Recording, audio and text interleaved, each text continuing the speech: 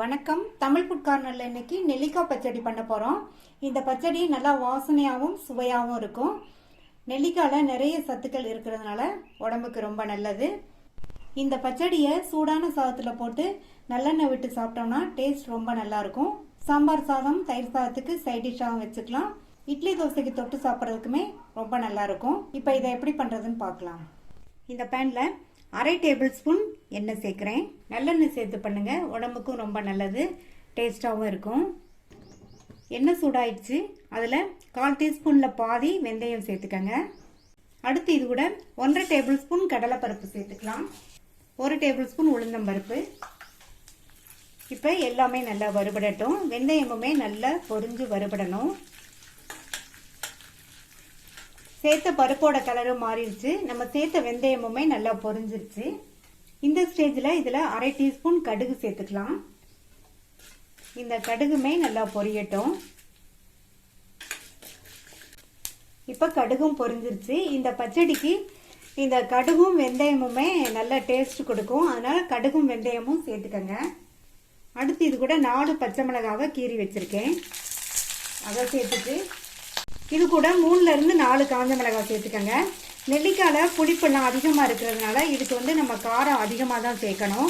இப்போ இதையும் நல்லா வதக்கி விட்டுக்கலாம். எல்லாமே நல்லா வறுபட்டுருச்சு. இதை தனியாக எடுத்து வச்சிடலாம்.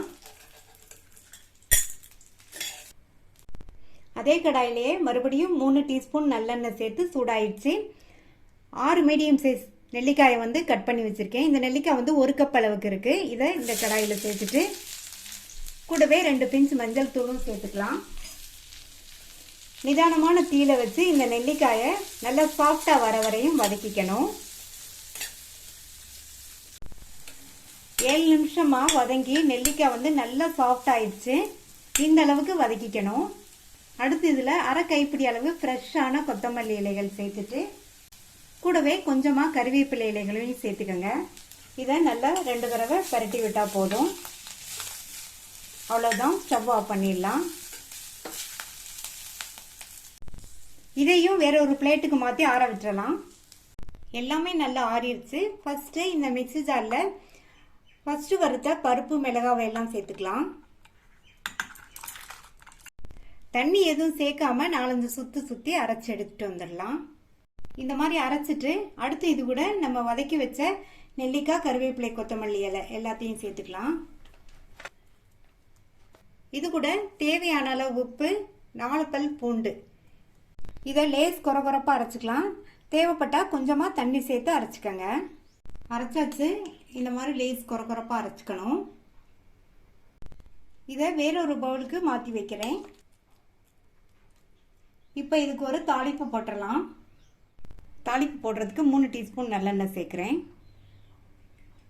எண்ணெய் சூடாயிடுச்சு. அதில் அரை டீஸ்பூன் கடுகு, அரை டீஸ்பூன் உளுந்து, கறிவேப்பிலை, ஒரு கட் பண்ண காஞ்ச மிளகாய், 1/4 டீஸ்பூனில் பாதி பெருங்காய பவுடர். அவ்வளோதான். இதை நல்லா வதக்கி விட்டுட்டு அந்த பச்சடியில் இந்த தாளிப்பை சேர்த்துடலாம்.